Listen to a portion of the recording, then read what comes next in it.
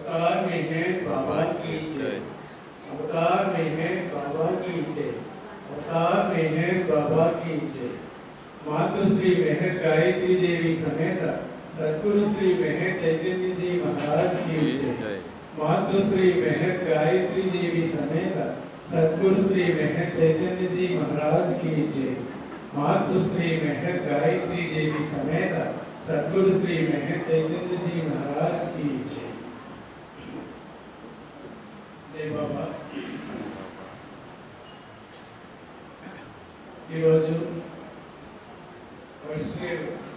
मेहर बाबा आध्यात्मिक केंद्र silver jubilee 25 years 25 సంవత్సరాలు పూర్తి చేసుకుని మెహర్ బాబా యొక్క సత్యమైన సందేశాన్ని ఈ ప్రాంతంత ఆయన ప్రేమ బీజాన్ని అందరికీ వెదజల్లుతూ అంటే మెహర్ బాబా వేసినటువంటి ప్రేమ బీజాలను ఫలింపజేయడానికి సద్గురు శ్రీ మెహర్ చైతన్య మహారాజ్ వారు ఆ బీజానికి విత్తనం వేసేసిన దాన్ని నీరు కూడా పెట్టాలి. నీరు తాగకపోతే అది ఆ విత్తనం మొలకెత్తడం సాధ్యం కాదు. కాబట్టి ఆ ప్రేమ బీజాలను మొలకెత్తడానికి సద్గురు శ్రీ మెహర్ చైతన్య మహారాజు వారి కార్యక్రమాన్ని కూడా పరిపూర్తి చేసుకొని మనందరికీ కూడా ఇక్కడ ఈ అవకాశాలు మనకు అందించారు.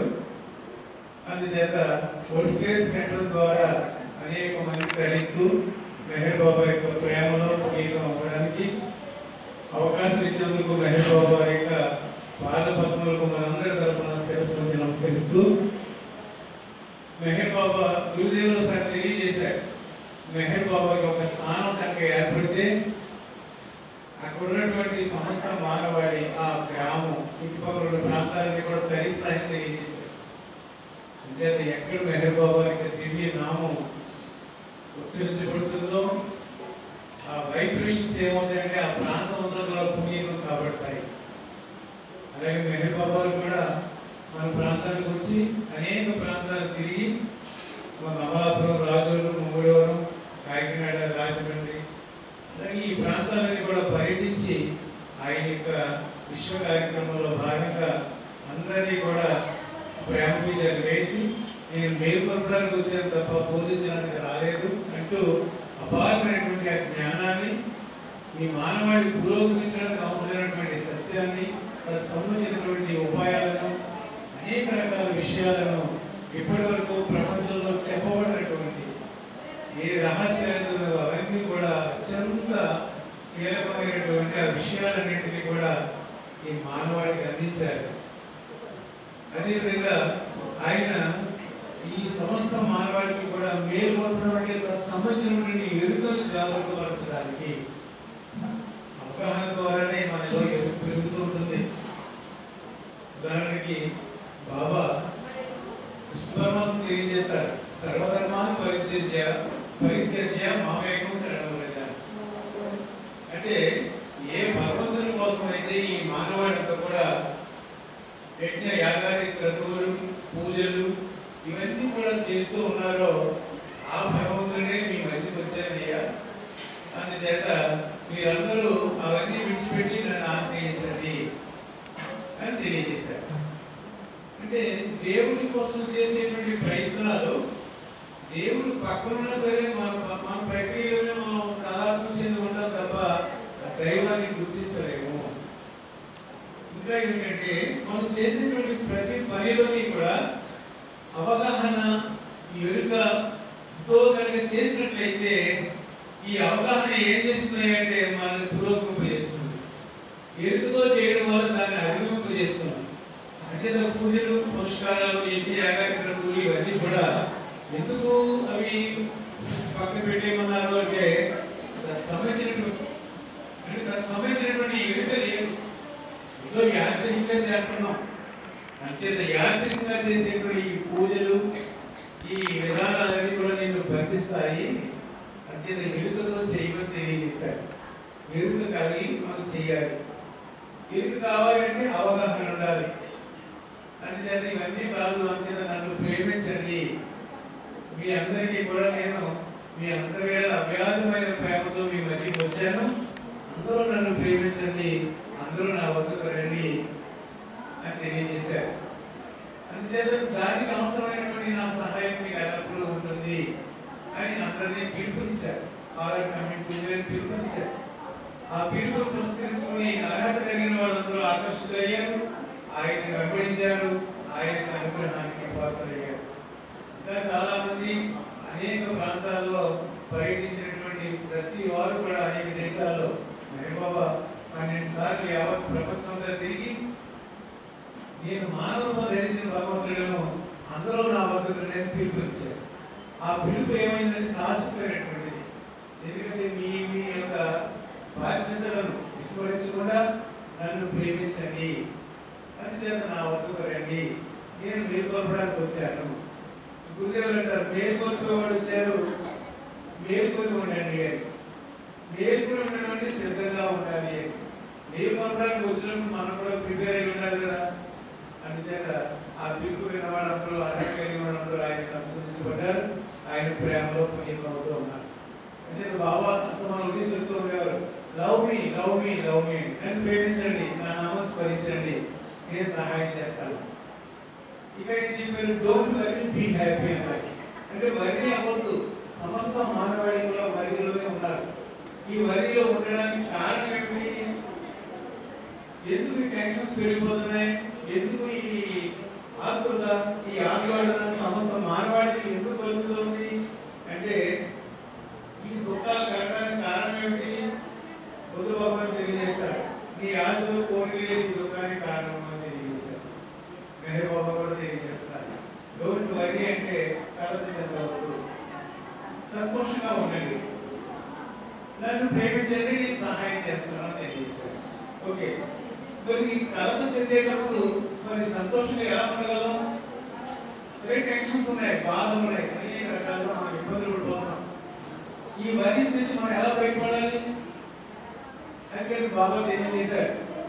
వరీస్ కారణం ఏమిటంటే అత్యంత అంటే మీకు అతిగా ఆలోచించడం, టెన్షన్స్ పెట్టుకోవడం. ఎందుకంటే నువ్వు నీకు ఉన్నటువంటి ఆ సహజ స్థితిని నువ్వు సహజంగా అనుభవించకపోవడం వల్లనే నీకు ఆ బాధలు ఇబ్బందులు కలుగుతున్నాయి.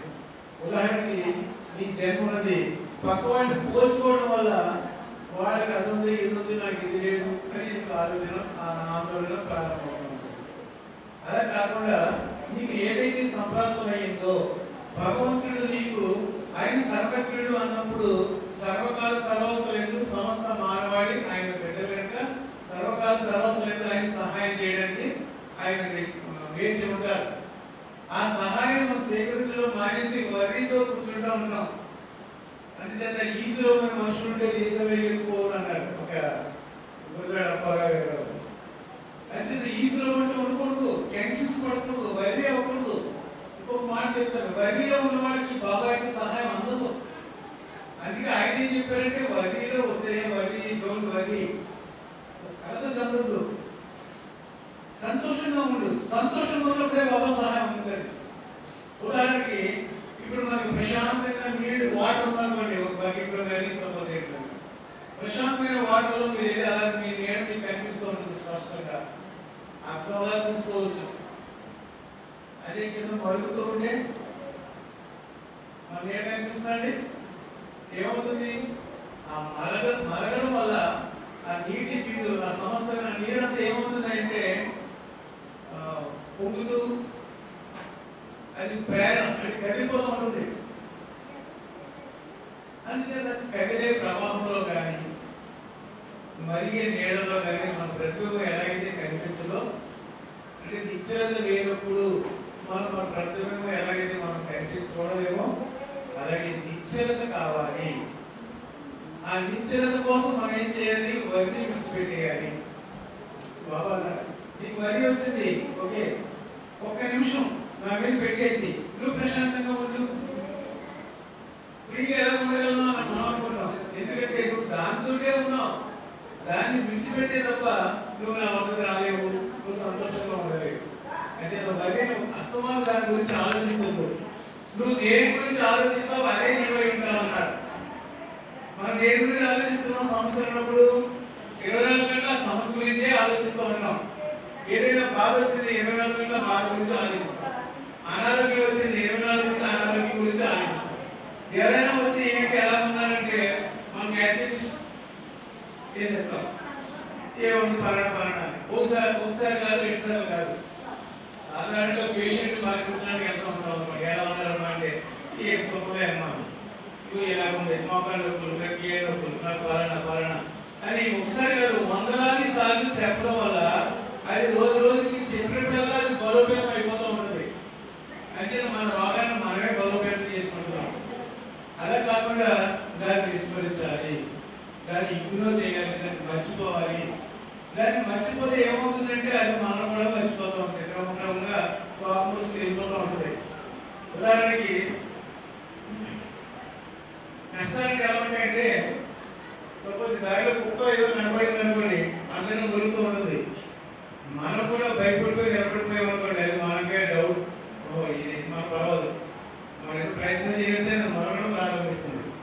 అది దూరంగానే ఒరుగుతూ ఉంటుంది.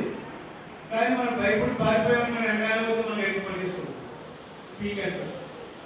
అదే మనం నిలబడిపోయి మనం ఎలా చిటికి వేస్తాం అనుకోండి, ఒక ఇద్దరు మాకు గంటే కావాలి, పర్వాలేదు, ఇది ఇబ్బంది లేదు అని అతనికి హాని చేయకుండా ఏం చేస్తుంటే అది కూడా తోలుగా వచ్చుకుని బాధపడి చేస్తారు. కష్టాలు కూడా అంతే. కష్టాలను మనం లక్ష్య పెడితే అంచేత మనం నిర్లక్ష్యంగా తీసుకోవాలి. అంటే కష్టాలు ఏం చేయాలంటే పట్టించుకోకూడదు అని అర్థం. అయితే ఇక్కడ బాబా ఏం చేస్తారంటే, ఏం చెప్తారంటే, నువ్వు నీకు ఏదైతే సంప్రాప్తమైందో అది భగవంతుని ఆనందంగా భావించుకొని తృప్తిగా ఆనందంగా ఉండగలిగితే నీ కష్టాలే లేవు, బాధలే లేవు. ఏది సంప్రాప్తమైనా భగవంతుని ఇచ్చేదాకా కూడా ఏది రాదు కదా. అంచేత భగవంతుని ఇచ్చేయకుండానే ఒక్కొక్కటి నీకు సంప్రాప్తం అవుతుంది.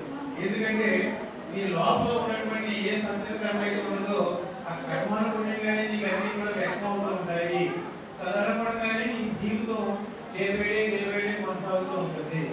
అంతేలాంటి జీవితాన్ని జీవించబడేటప్పుడు భగవంతుని యొక్క దివ్యనామస్మరణ చేసుకోవడం వల్ల అందులో నీకు ఆనందం కలుగుతుంది. అంతే తప్ప మనం ఎక్కడెక్కడో ఏదేదో పొందాలని అందరినీ పోల్చుకుని ఇంకా ఎక్కడెక్కడో ఊహాల్లో మనం ఊహించడం ద్వారా ఉంటుంది. ఒకవేళ నువ్వు అలా ఊహించుకోవడం వల్ల ఆ కోరికల కోసం నెరవేర్చుకోవడం కోసం వెంపరాడుతూ అనేక రకాల ప్రయత్నాలు చేయడం వల్ల అక్కడ నీకు నిరంతరము ప్రయత్నం చేయడం సంపాదించడానికే దాదాపు చెడిపోయి లక్షలు కోట్లు సంపాదించిన వాళ్ళు ఉన్నారు. అలాగే సంపాదించినప్పుడు గురుదేవులు అన్నారు, సంపాదించి ఏమవుతుంది అంటే కూర్చొని తినాలి, హాయిగా సుఖపడదాం అనుకునేటప్పుడు కల్లా ఏ షుగరు బీపీ వచ్చి ఏమి తినడానికి అవకాశం లేకుండా వాతావరణం ఏర్పడుతుంది. ఇక మూడోది ఏంటంటే, తర్వాత అన్ని బాగానే ఉన్న తర్వాత ఇక దైవీ నామస్మరణ చేయడానికి కానీ ఆధ్యాత్మికంగా అందులో పాల్గొనడానికి కార్యక్రమాల్లో కానీ కూడా అవకాశాలు లేకుండా నిన్ను బంధిస్తూ ఉంటుంది. ఏ కర్మ అయితే నువ్వు దాదాపు చేయో ఆ కర్మ నిన్ను బంధించి నిన్ను ముందుకు పూరించకుండా మార్గం వస్తూ ఉంటుందని తెలియజేశారు. అందుకే బాబా ఏం చెప్పారంటే, ఈ కర్మని ఏం చేయాలంటే బాబా పనిగా మార్చుకోమన్నారు. నువ్వు ఏ పని చేస్తున్నా, ఏ రకమైన అనుభవాన్ని అనిపిస్తున్నా అంతా బాబాయే, మెహర్ బాబాయే. ఈ శరీరం ప్రాణ మనసును వినియోగించుకుని మెహర్ బాబాయే జీవిస్తున్నారు. ఏ బాధ దాచిపెట్టిన మెహర్ బాబాయే ఈ కష్టాన్ని అనుభవిస్తున్నారు అనేటప్పటికల్లా ఈ కష్టం ఏమవుతుందంటే బాబా వహించవలసి వస్తుంది.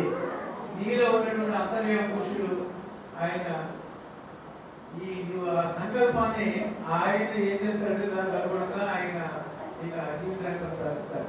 అంటే టెన్షన్ లేని జీవితాన్ని ఇస్తారు. ఎందుకంటే ఒక అతను ట్రైన్లో ప్రయాణం చేస్తూ నెత్తి మీద మూట పెట్టుకుని ట్రైన్ ఎక్కాడు. ఎక్కిన తర్వాత ఆ మూట కింద పెట్టడం లేదు. ఆ పక్కన ఉన్నటువంటి వ్యక్తి అడుగుతాడు, ఏంటయ్యా మూట ఎక్కావు కదా, ఆ మూట కిందకి దించేయి అంటాడు. వీళ్ళేదే నా మూట నేనే మోసుకుంటాను అన్నాడు. అప్పుడు అతను నీ మూట మోసుకోవడం కాదు, నిన్ను నీ మూటని కూడా ఈ ట్రైనే మోస్తుందయ్యా అన్నాడు. అలాగే నిన్ను నీ కష్టాన్ని కూడా లోపల అంతర్య పురుషుడే నీకు పురోగింపు చేస్తూ ఉంటాడు. అందుకని నువ్వేం చేయాలంటే ట్రైన్ లాంటి వాడే లోపల నేను నడిపిస్తున్నాడు కదా, అందుకని అంతర్యం మీద పెట్టేయాలట. గొప్ప టెక్నిక్ చెప్పారండి బాబా. నేను ఆచరించిన వాడు అదృష్టవంతులే. ఆదిత్యులు అందరూ ధన్యులు అవుతున్నారు, ఏకైపోతున్న వాడి జీవితం అంతా. దీనికి ఏంటంటే టెక్నిక్ చెప్పారు ఏంటంటే, నీవు ఏ సమస్యని దాచిపడినా నేను అనుభవించలేదు బాబాయ్ అనిపిస్తున్నాడు. కార్యకారణ సంబంధం ఆయనకి తెలిస్తే మనకేం తెలుసు? మనం ఎవరో కారణం అనుకుని అక్కడ మనం దృష్టిస్తూ ఉంటాం. నువ్వే నీ వల్ల ఎలా జరిగింది అలా జరిగింది ఎలా జరిగింది అని మనమే ఛార్జింగ్ అయిపోతూ ఉంటాం, ఇబ్బంది పెట్టేసుకుంటూ ఉంటాం. అలా కాదండి. ఏ కార్యం జరిగినా, ఏ కార్యక్రమానికి కార్యకారణ సంబంధం లేకుండా ఏది జరగదు. అంచేత సర్వము తెలిసినటువంటి సర్వజ్ఞుడు నీలో అంతర్యాముగా ఉన్నాడు. ఆయనకు అవకాశం ఇవ్వకుండా మనమే అన్ని ఇబ్బందులు పడిపోతున్నాం. అందుకని ఇప్పుడు ఏం చేయాలంటే ఆయనకు అవకాశం ఇవ్వమని చెప్పారు. ఏమని?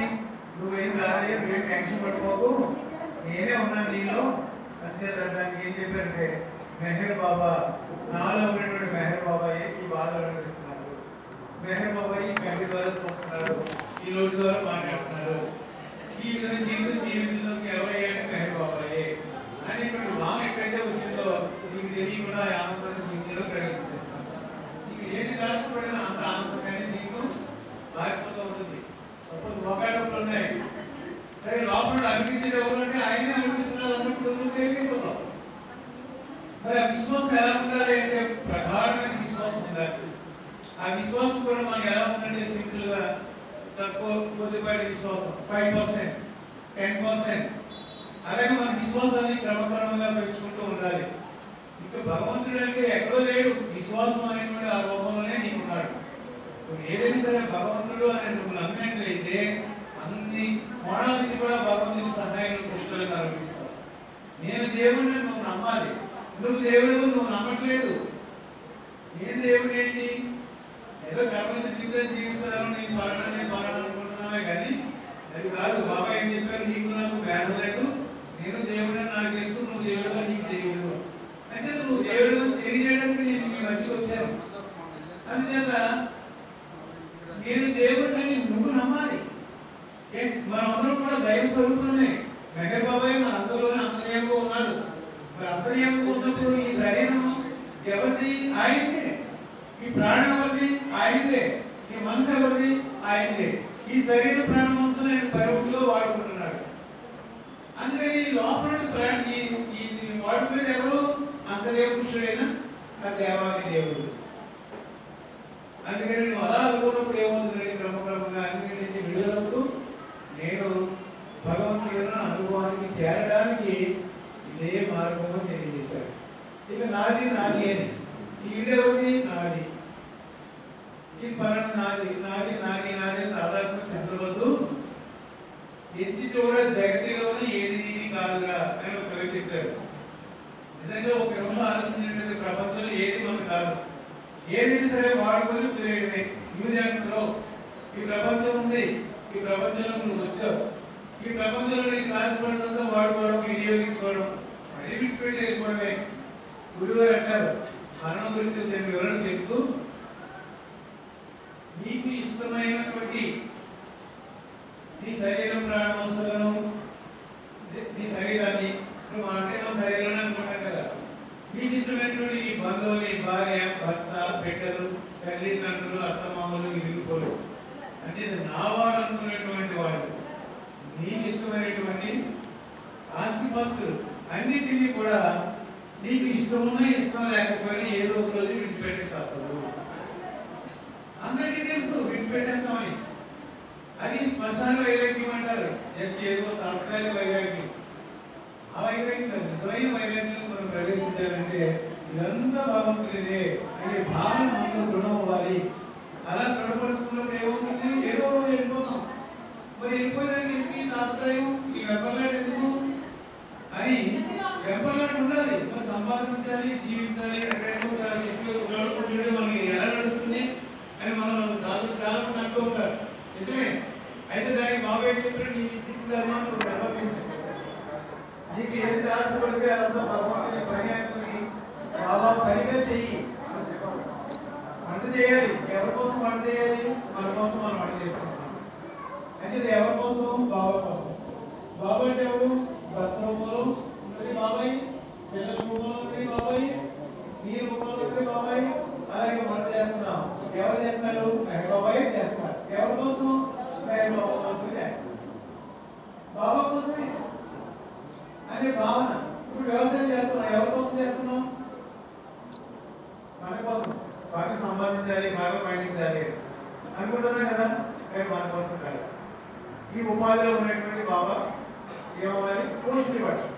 అంటే బాబా ప్రయాణం చేస్తాం, వ్యవసాయం చేస్తున్నాం. అలాగే అనేక మందికి ఆ వ్యవసాయం ద్వారా వచ్చినటువంటి ఫలాలను అందరికీ అందించాలి. అందుచేత ఈ ఉపాధిలో పండించిన ఆయనే, రవాణా చేసేది అయినా, అందించిన ఆయన, అందరికీ అన్ని చేసి అందరికీ ఆనందం చేసేది ఆయన.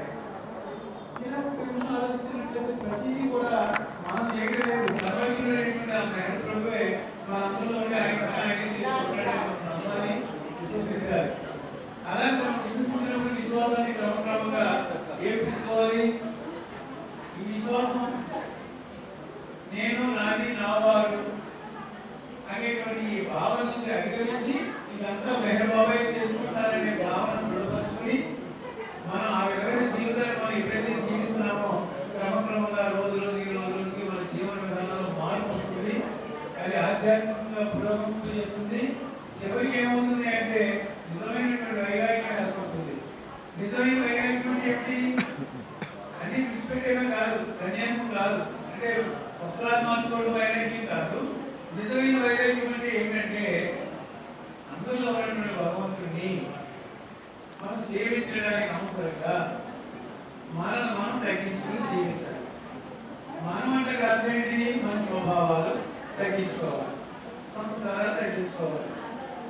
ఈ విధమైనటువంటి సంస్కారాలని, స్వభావాన్ని, హర్షవర్గాల్ని అన్నింటినీ కూడా మనం తగ్గించుకోవాలి.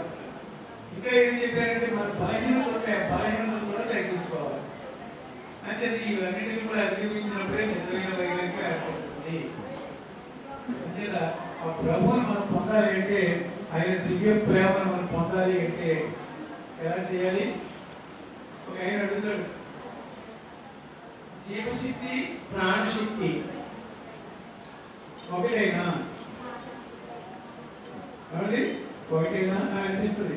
రెండు చూడడానికి ఒకటిగానే ఉంటాయి, కానీ దాని గురుగారు చిన్న వివరణ ఇచ్చారు. జీవశక్తి అంటే, ప్రాణశక్తి ఏంటంటే ఈ చరాచర జగత్తుని పోషింపబడడానికి ఏ ఓపికతోనైతే బహిర్గతమైందో దాన్ని ప్రాణశక్తి అన్నారు. ఇక జీవశక్తి అంటే జీవాత్మగా వ్యక్తమై జీవ లక్షణాలతో జీవింపబడడానికి వినియోగపడే శక్తిని జీవశక్తి అన్నారు. అంటే ఆ ప్రాణశక్తి జీవించడానికి ఉపయోగపడినప్పుడు జీవశక్తిగాను, సర్వతోముఖంగా ఉన్నప్పుడు అది ప్రాణశక్తిగాను ఉంటుంది. అయితే ఇప్పుడు మనకు దాచిపడినంతా కూడా ఏదో జీవశక్తితో, ఆ జీవ లక్షణాలతో జీవించేస్తూ ఉంటాం.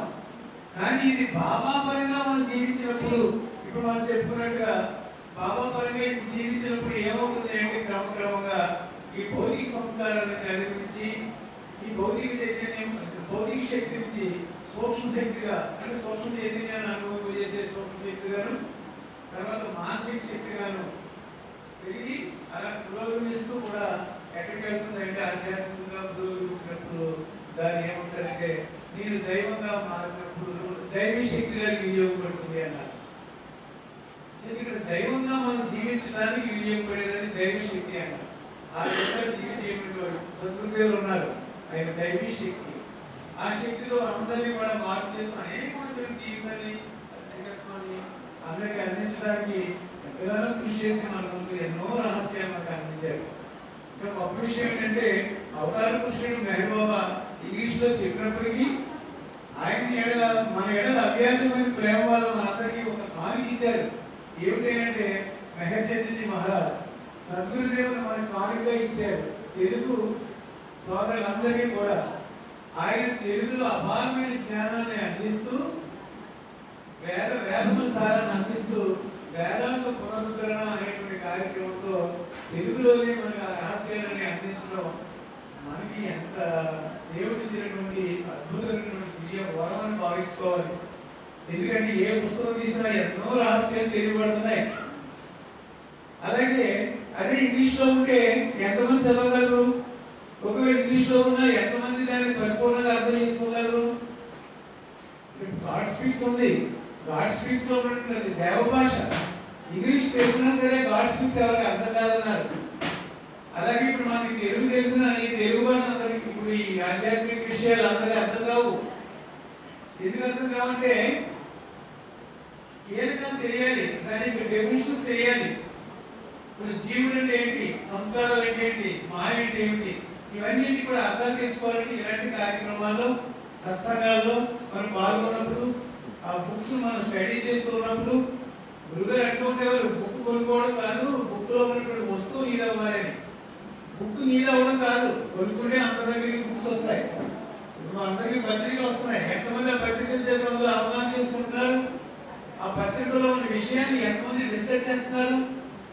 ఏదైనా కొత్త పుస్తకాలు రిలీజ్ అవుతున్నాయి నికేతనంలో, కానీ ఎంతమంది దాన్ని మనం చదివి సెంటర్స్లో 2 3 50 మంది సరే డిస్కస్ చేసుకుని దాని యొక్క సారాన్ని పంచుకునే వాళ్ళు ఎంతమంది ఉన్నారు.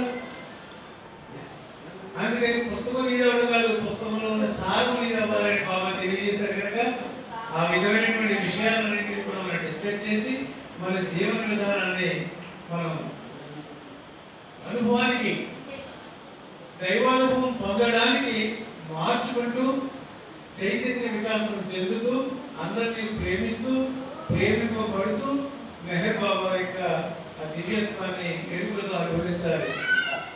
ప్రేమించడం అంటే అర్థం ఏంటి? బాబాని ప్రేమిస్తామంటే అందరూ అంటారు, అందరూ బాబాని ప్రేమిస్తున్నట్టే ఉంటుంది. బాబా చెప్పినట్టు నేను బాబా ప్రేమికుని, కానీ బాగుంది నువ్వు బాబా ప్రేమికుడు. గురువు గారు ఏమన్నారంటే చిన్న వివరణ ఇచ్చారు, అందరూ బాబాని ఉదాత్తంగా ప్రేమిస్తారు, కానీ బాబా ప్రేమికులే ఒకరు ప్రేమించుకోలేరు. మనం ప్రేమించుకోలేకపోవడానికి కారణం ఏమిటి? మనం ఏం చూస్తున్నాం, అందులో బాబా చూడటం లేదు, వారి యొక్క స్వభావాన్ని సంస్కారాన్ని చూస్తున్నాం. ఎంతసేపు ఆ సంస్కారాన్ని మనం వర్ణిస్తూ వీళ్ళు ఇలాగా వాళ్ళు అలాగా అని ఎవరి యొక్క వ్యక్తిత్వాన్ని పుస్తకించి ఆ విధంగా మనం మాట్లాడుకుంటేనే కానీ విమర్శిస్తామే కానీ వాస్తవానికి ఆ వ్యక్తి ఆ విధంగా జీవించడానికి అతని సంస్కారమే కారణమని గుర్తించి మనం బాబా నామం చేసుకున్నట్టయితే ఆ సంస్కారం ద్వారా ఎఫెక్ట్ మన మీద పడదు. అంతేగాని గురుగారు అన్నారు మీరు అందరూ బాబా పేరుతో కూర్చుని పోగేసుకుంటున్నారని చెప్పారు. ఏంటి పోగు చేసుకుంటున్నారు? ఇతర సంస్కారాలన్నీ మీరు పోగు చేసుకుంటున్నారు. ఆ విధంగా పోగు చేసుకోవడం వల్ల వచ్చే ఇబ్బంది కాదు, అంటే మీకు ఆ విధంగా వచ్చే సంస్కారాలు మిమ్మల్ని ఇబ్బంది పెడుతున్నాయి. అందుకని ఇక్కడ మనం కూర్చొని పోగేసుకోవడం, ఇతర సంస్కారాలన్నింటినీ మనం స్వీకరించడం లాంటిది. ఎవరో ఒక వ్యక్తి ఒక తప్పు చేశాడండి. ఉదాహరణకి ఏం చిన్న కథ చెప్తా. ఒక మహారాజు అందరికీ కూడా మంచి కార్యక్రమం ఒకటి నిర్వర్తిస్తూ అందరికీ కూడా అన్నసంతర్పణ చేసుకుంటున్నాడట. చేసుకుంటే కొన్ని రోజులు ఇలా జరగ ఏం జరుగుతుందంటే రోజు అక్కడికి తెస్తూ ఉంటారు కదా, ఒక ఆవిడ పెరుగు తెస్తూ ఆ పెరుగు పట్టుకొచ్చిందట. వచ్చేటప్పుడు దారిలో ఏం జరిగింది అంటే ఆ పెరుగు మీద వేసిన మూత పక్కకి తప్పుకుంది. ఈ లోపల ఒక గ్రద్ద ఎక్కడో ఒక మామూలు పట్టుకుని మామూలు తింటూ గ్రద్దకి ఇష్టం, దానికి మామూలు తింటూ ఉన్నది. అయితే ఒక రాజస్వామిని పట్టుకుంది, పట్టుకుని ఆకాశంలో ఎగిరిపోతే వెళ్తుంది. ఈ లోపల పాము ఏడాడబడుతూ దాంట్లో ఉన్నటువంటి ఆ విషమ బిందువులు విషం అది ఎక్కడికి వస్తుందంటే ఇవి పెరుగు పట్టుకెళ్తున్నటువంటి ఆ గంప ఏదైతుందో దానిపైన ఉన్నటువంటి అది తొలగిపోయిందట. ఆ పెరుగులో పడిందటండి ఈ విషం, 2 డ్రాప్ సరిగ్గా అక్కడే పడింది. ఆ పెరుగంతా ఏమైందంటే విషపూరితం అయిపోయింది. సరే పట్టుకుంటే అక్కడ అందరికీ పెట్టేసింది. పెట్టేసిన తర్వాత అందరూ ఎంతో వైభవంగా సందర్భంగా అందరూ వస్తూనే ఉన్నారు, వెళ్తూనే ఉన్నారు, చాలా దొరుకుతుంది. ఈ లోపల ఏం జరిగిందంటే ఈ అందరికీ కూడా ఈ పెరుగు వడ్డించడం ద్వారా ఆ విషపూరితమైనటువంటి పెరుగు తిని అందరూ చనిపోతారట. చనిపోయేటప్పుడు కదా చుట్టుపక్కల అప్పటిదాకా వచ్చిన వాళ్ళందరూ భయభ్రాంతులు అయిపోయి, ఇప్పుడు రాజుగారు పెట్టకపోతే మానేయచ్చు కానీ ఇందులో విషం కలిపి పెట్టడం ఏంటి, ఇలా చంపేయడం ఏంటి అని అందరూ కూడా అనేక రకాలుగా చెప్పుకోవడం మొదలుపెట్టారు. పాప రాజు కూడా దుఃఖిస్తాడు, కానీ ఏం చేయాలో తెలియదు. ఇది సంఘటన. ఈ లోపల చిత్రగుప్తుడు యమధర్మరాజు దగ్గర చిత్రగుప్తుడు ఉన్నాడు కదా, ఆయన అన్నాడట ఈ సంఘటన గుర్తించి మరి ఈ పాపంతో ఎవరికి రాయాలి అనుమానం వచ్చి ఆయన రాజు ఆగిపోయింది. అప్పుడు ఏం చేశాడు యమ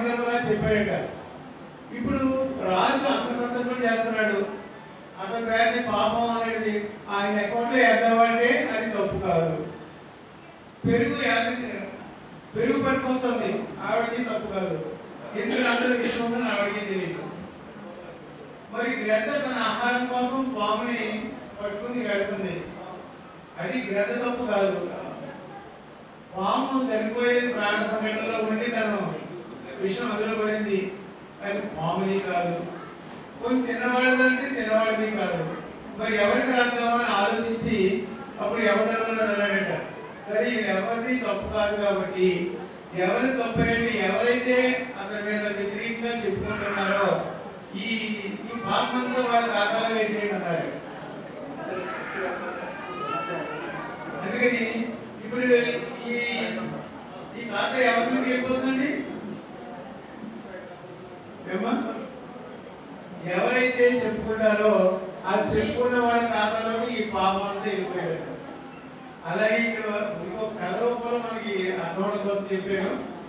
అయితే ఇక్కడ ఏమవుతుందని బాబా తెలియజేశారు, ఈ సంస్కారాలన్నీ కూడా నువ్వు ఇతరుల యొక్క సంస్కారాలను షేర్ చేసుకుంటున్నావు. ఇతరులు నువ్వు తప్పు అనడానికి మన సరిపోం. ఎందువల్లంటే వాళ్ళ కర్మాలను కూడా జీవిస్తారు. ఇది నీకు అవకాశం. ఇప్పుడు ఇది నీ తప్పు అంటే నీకు అధికారం లేదు కదా, నువ్వు ఎందుకు మాట్లాడుతున్నావు? అందుచేత ఇలాంటి విషయాలు మనం గుర్తించుకోవాలి, జీవన విధానాన్ని మార్పు చేసుకోవాలి. ఆధ్యాత్మికంగా జీవించడానికి అనేక రహస్యాలు తెలుసుకుంటూ రోజు రోజుకి మనకు కూడా సమయం చాలా నా బ్యాచ్తో ఉన్న వాళ్ళందరూ పెద్దవాళ్ళు వెళ్ళిపోతూ ఉన్నారు, వెనకాల వచ్చేవాళ్ళు వస్తూ ఉన్నారు. కానీ మనం ఈ జన్మలో పొందకపోతే ఎంతకాలం చేసిన కృషి వృధా అయిపోతుంది అనే భావనతో ఎప్పటికప్పుడు మేల్కొంటూ గుర్తించుకుంటూ మన జీవితాన్ని ముందుకు పురోగమించుకుంటూ ఒక నిమిషం మిస్ అయిపోతే ఎంతో కోల్పోయినట్టుగా మీరు భావించుకుని నిరంతరము సర్వకాల సర్వస్వయందు బాబా కోసమే మనం జీవిస్తున్నాము, live for God and die for God అనేటువంటి భావనతో మనందరం కూడా మన జీవితానికి విలువ కట్టుకుంటే తప్పనిసరిగా మెహర్ బాబా వారి యొక్క వాచికాన్ని మన జీవితంలో అమలుపరుచుకున్న వాళ్ళు అవుతాం. బాబా వాచికం ఏంటంటే మీ అందరూ కూడా గమ్యం చేర్చడానికి నేను వచ్చాను, మిమ్మల్ని మేల్కొల్పడానికి వచ్చాను అన్నారు. కాబట్టి ఆ మేల్కొల్పేటువంటి అవకాశం ఆయన మేల్కొల్పుతున్నారు. దానికి అవసరమైన సంసిద్ధత మనం కలిగి ఉండాలి.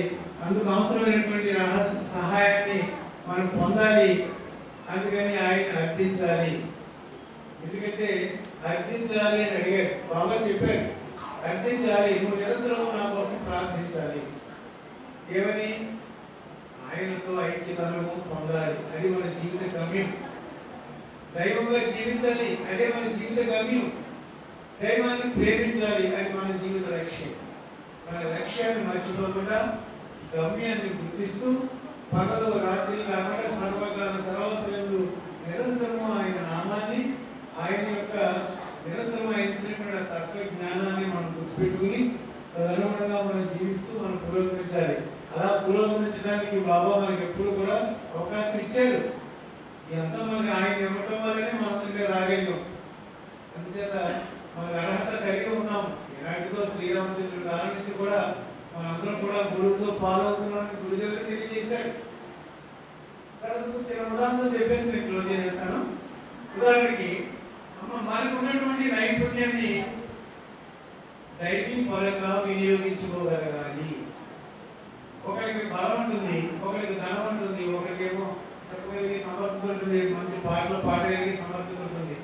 ఎవరిలో ఏ నైపుణ్యం ఉన్నా సరే అది దైవీ పరంగా వినియోగించుకోవాలి.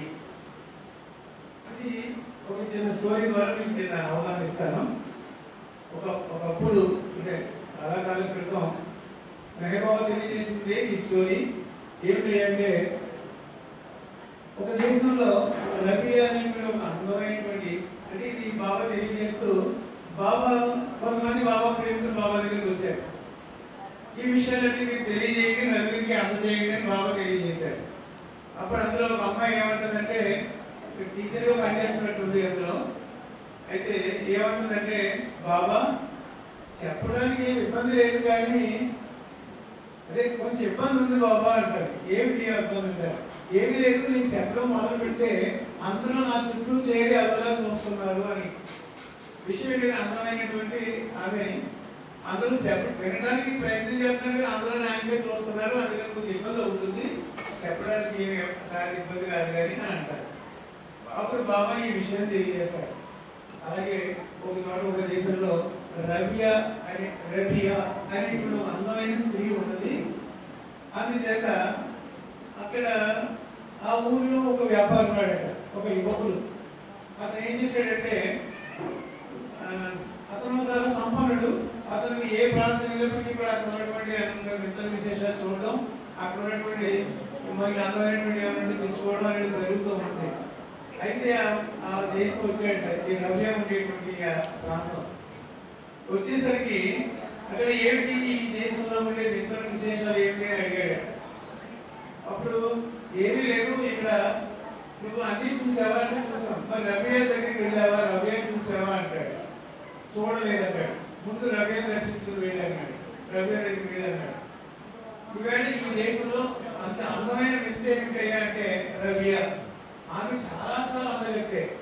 అందుచేత ఆవిడ రవ్యని చూసావని అడుగుతాడు. లేదు. ఎవరు అడిగితే ఇదే చెప్తున్నారు, ఎందుకు ఆవిడ ఒక వేశ్య. అంచేత సరే ఇలాంటి అందగత్తి ఎంతమంది చూడలేదు, ఎందుకు లేనుకుంటే ఎవరు అడిగినా సరే ఆమె దగ్గరికి వెళ్ళు అని అంటూ ఉంటారు. అయితే సరే కదా అని ఏడు చూద్దామని అనేసి మొత్తం మీద వెళ్ళడానికి ప్రయత్నం చేసి అడ్రస్ కొట్టుకున్నాడు, వెళ్ళాడు. సరే పైకి వెళ్ళమన్నారట. ఎన్ని మధ్యలో ఆవిడ వచ్చిందట. డబ్బులు అది ఫీజు కడితే కానీ వెళ్ళడానికి వీలేదని చెప్పిందట. సరే ఎంత అడిగితే అంత కట్టేశాడు. అప్పుడు వెళ్ళి కూర్చున్నాడు. కూర్చున్నాడు కదా, వెళ్ళి కూర్చుని ఉన్నాడు. ఈ లోపల ఆవిడ పూజా కార్యక్రమం నుంచి ఒక గంట పట్టిందట. ఒక గంట తర్వాత వచ్చిందట. అయ్యో మిమ్మల్ని ఇబ్బంది పెట్టేనా, క్షమించండి అంటే పర్వాలేదని పర్వాలేదు అన్నారు. ఇంకా కూర్చొని ఇద్దరు జరుగు కూర్చుంటారు. ఆవిడ పురమాయిందట, ఈయన మన గెస్ట్, ఈయనకి కావాల్సినటువంటి ఏర్పాట్లన్నీ చేయండి, చక్కటి పలహారాలు భోజనం అన్ని ఏర్పాటు చేయండి అంటే ఓకే అలాగే అన్నారు. అవన్నీ అయిపోయిన కూర్చున్నారు. ఒక్కో విషయం గురించి అదేమిటి ఇదేమిటి డిస్కస్ చేస్తూ ఉండగా దైవం గురించి ప్రస్తావన వచ్చింది. ఈ దైవం గురించి, దేవుడి గురించి ఆ మాటలో దైవం గురించి చెప్పడం మొదలుపెట్టింది. చెప్పేటప్పటికి అందరూ కూడా మంత్రముగ్ధులు అయిపోయి, నాకు వచ్చిన వాళ్ళందరూ చాలా ఆనందపడిపోయి ఈ రోజు తెల్లారిపోయింది. ఓ నమస్కారం పెట్టి సరే అమ్మా వెళ్ళొస్తారులే అని చెప్పేసి బయలుదేరుతున్నాడట. ఓకే, మీరు చాలా సంతోషపడ్డారంటే మీకు చాలా ఆనందంగా ఉంది అని చెప్తూ వెళ్ళొస్తారంటప్పుడు కదా, మీరు నాకు కోరిక ఉంటుంది, ఆ కోరిక చెప్పండి, నాకు మాట ఇవ్వండి మీరు అన్నారు. ఏమిటి చెప్పండి అమ్మా అని అడిగారు. ఏమీ లేదు, ఇక్కడ జరిగిన విషయం ఎవరికి చెప్పొద్దు అన్నారు. అలాగే రండి అని చెప్పేసి వెళ్ళిపోయాడు. అలాగే ఇతను ఎలాగే ఏం చెప్పాడు, ఏం జరిగింది అనేటప్పటికి ఆ విషయం ఎవరికి చెప్పలేదు. ఇతనే కాదు, అప్పటిదాకా ఆ ఊళ్ళో ఉన్నటువంటి ఎన్ని వందల మంది వేల మంది వెళ్ళారో వాళ్ళందరి దగ్గర కూడా ఇదే మాట తీసుకున్నట, నువ్వు ఈ విషయం ఎవరికి చెప్పొద్దని. అంటే అందరూ ఏం చేసేవారంటే రవి దగ్గరికి వెళ్ళు అని చెప్పేవారు. కానీ ఎదుటి నీకే తెలుస్తుంది కదయ్యా అని చెప్పేసేవారే తప్ప ఎవరు నోరు ఇవ్వకుండా పంపిస్తూ ఉండేవారు. అలాగా ఆమె అందరిని ఉపయోగించుకుని ఆధ్యాత్మిక కార్యక్రమాన్ని నిర్వహించింది అని తెలియజేస్తూ అనేక జన్మల తర్వాత ఆమె బాబాజానిగా పుట్టింది అని తెలియజేశారు. అంటే బాబాజాని యొక్క అనేక జన్మల క్రితం ఆమె రవియా. బాబాజాని కూడా పుట్టినప్పుడు గుల్రుక్ అనేటువంటి ఆమె పేరు గుల్రుక్, ముస్లిం వనిత. రవియా కూడా ముస్లిం వనితే. అప్పుడు ఇప్పుడు గుల్రుక్ అనేటువంటి ఒక పేరుతో ఆవిడ పుట్టింది. చాలా అందరికీ గులాబీలా ఉంటుందట, గులాబీ రేఖ. అంత అందమైనటువంటి గుల్రుక్ పెళ్లి చేద్దాలని సిద్ధమయ్యేటప్పటికి ఆమె ఏం చేసిందంటే పారిపోయి బయటకు వచ్చేసి మన హిందూ సాంప్రదాయంలో ఉన్న గురువులందరి దగ్గరికి వెళ్ళి అనేక శాస్త్రాలు, యోగ విద్య, సాధనలు అన్ని తెలుసుకొని చివరికి దైవానుగ్రహాన్ని పొందింది. దైవానుగ్రహాన్ని పొందిన తర్వాత ఒక సద్గురుడిగా వ్యవహరిస్తూ మెహర్ బాబా యొక్క ఆయన ఆగమనంకి ఆవిష్కరించడానికి ఆవిడ కూడా ఒక కారకురాలయ్యింది. అంటే 5 సద్గురువులలో ఒక సద్గురువుని ఆమె గురించి కూడా మనకి చాలా వరకు తెలుసు. కాకపోతే మనకు ఉన్నటువంటి మనకి ఏదైతే ఉన్నదో ఆ నైపుణ్యాన్ని ఉపయోగించుకొని భగవంతుని కార్యక్రమం చేయడానికి మనం సంసిద్ధులైతే మన ద్వారా చేసుకునేది ఆయనే. చేపు సంకీర్తన ఎంతో బాగా అందించాడు. ఒక్కొక్క దాంట్లోని ఒక్కొక్క అద్భుతాలు, ప్రతి వ్యక్తులని కూడా టాలెంట్స్ ఉంటాయి. దాన్ని మనం అందించి అందరిని ఆనందం చేయడమే మన లక్ష్యంగా భావించి, అలాగే తద్వారా బాబాయిని దివ్యానుగ్రహానికి పాత్ర రావాలనేటువంటి భావనతో మనందరం ప్రయత్నం చేసినప్పుడు ఆయన దివ్యానుగ్రహానికి మనం అర్హులై ఆయన యొక్క దివ్యత్వాన్ని ఆయన మనకి అందించడానికి, ఏదైతే అందించడానికి మనకు వచ్చారో దాన్ని అందుకోవడానికి అర్హత కలుగుతుందని, అందుకు అవకాశం అవసరం ఏదైతే ఉన్నదో అందుకు అవకాశం ఆయన ఇవ్వాలని త్రికరణ శుద్ధిగా నమ్ముతూ అవతార్ మెహర్ బాబా की जय, అవతార్ మెహర్ బాబా की जय, అవతార్ మెహర్ బాబా की जय.